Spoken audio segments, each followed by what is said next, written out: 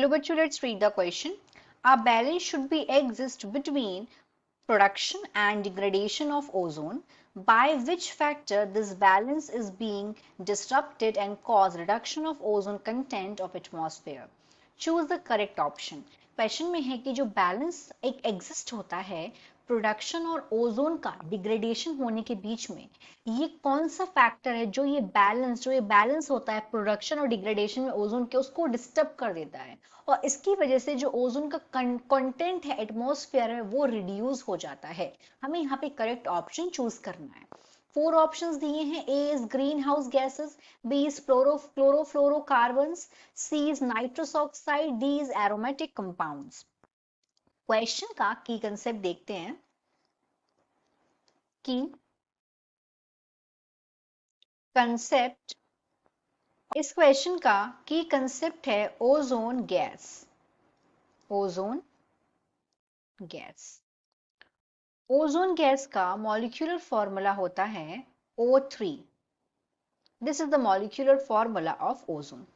अब ओजोन का जो प्रोडक्शन अपर पार्ट में होता है एटमॉस्फेयर में, उस अपर पार्ट को बोलते हैं स्ट्रेटोस्फेयर।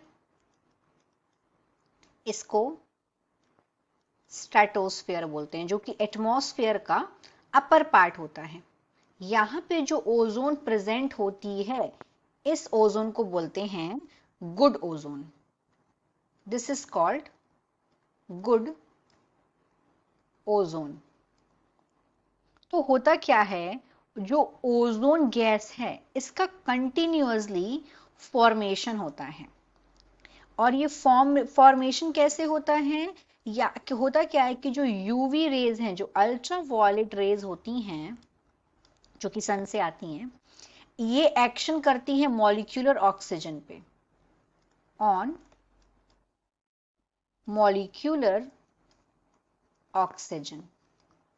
और ये प्रोसेस कहां पे हो रही है, ये चीज हो रही है स्ट्रेटोस्फेयर के अंदर। एक तो ये जब यूवी रेस का एक्शन जब मॉलिक्यूलर ऑक्सीजन के ऊपर हो रहा है, तो इससे इससे क्या होता है, ओजोन का कंटिन्यूअसली फॉर्मेशन भी होता है। यहां पे ये चीज होने से लगातार ओजोन का फॉर्मेशन भी हो रहा है, एज वेल एज डिग्रेडेशन भी हो रहा है।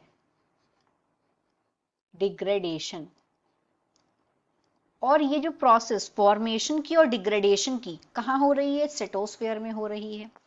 और इन दोनों के बीच में, फॉर्मेशन और डिग्रेडेशन, इन दोनों के बीच में एक बैलेंस होने की जरूरत है। Balance is important between them. लेकिन ये जो बैलेंस है, इस बैलेंस को डिस्टर्ब कौन करता है, और डिस्टर्ब होने से क्या होता है कि जो डिग्रेडेशन है, डिग्रेडेशन का रेट हाई हो जाता है अगर डिस्टर्ब हो जाता है बैलेंस। तो बैलेंस जो है डिस्टर्ब हुआ, बैलेंस हो गया डिसरप्टेड, मतलब डिस्टर्ब वही चीज है। इसकी होने की वजह से क्या होगा, इंक्रीज हो जाएगा डिग्रेडेशन। इंक्रीज हो जाता है डिग्रेडेशन। तो बोला जाता है कि ओजोन जो है, ओजोन गैस है, वो डिग्रेड ज्यादा हो रही है और उसका फॉर्मेशन कम हो रहा है। ये होता किसकी वजह से है, क्लोरोफ्लोरोकार्बन की वजह से ऐसा होता है। इसको, ये फुल फॉर्म होता है इसका क्लोरोफ्लोरोकार्बन, और शॉर्ट में इसको बोलते हैं CFCS। क्लोरोफ्लोरोकार्बन की वजह से ये डिग्रेडेशन इंक्रीज होता है। तो हमारा राइट ऑप्शन यहाँ पे बी होगा। ये फुल फॉर्म दिया है, this is the short form. Short form ऐसे लिखते हैं, दोनों इंपॉर्टेंट है। और ये जो CFCS है, ये आता कैसे है, इसका यूज होता है रेफ्रिजरेटर्स में। CFCS ये डिस्चार्ज होता है लोअर पार्ट ऑफ एटमॉस्फेयर, मतलब ये जो CFCS है कहाँ डिस्चार्ज हो जाएगा, लोअर पार्ट ऑफ एटमॉस्फेयर है, स्ट्रेटोस्फेयर। स्ट्रेटोस्फेयर में आके रिलीज हो जाएगा। और जब इस स्ट्रेटोस्फेयर में आता है तो जो यूवी रेज जो होती हैं वो इस पे एक्ट करती हैं। यूवी रेज क्लोरोफ्लोरोकार्बन पर एक्ट करती हैं, और क्लोरोफ्लोरोकार्बन में जब ये एक्ट करेंगे यूवी रेज, तो क्लोरोफ्लोरोकार्बन्स क्या करेंगे, ये रिलीज कर देंगे क्लोरीन एटम को, ये क्लोरीन एटम्स को रिलीज कर देते हैं। और जब ये क्लोरीन एटम को रिलीज करते हैं तो क्लोरीन डिग्रेड कर देती है ओजोन रिलीजिंग मॉलिक्यूल को। फिर क्लोरीन का काम क्या है, क्लोरीन कर देती है डिग्रेड, ये डिग्रेड कर देगी क्लोरीन आके ओजोन को। तो इसीलिए ओजोन का डिग्रेडेशन क्या हो गया, इंक्रीज हो गया। और डिस्टर्ब किसने किया, क्लोरोफ्लोरोकार्बन ने किया। क्लोरोफ्लोरोकार्बन रिलीज हो रही है एटमॉस्फेयर में, स्ट्रेटोस्फेयर में, यूवी रेस इस पे एक्ट कर रही है, क्लोरीन एटम रिलीज कर रही है, फिर क्लोरीन एटम डिग्रेड कर दे रही है ओजोन को।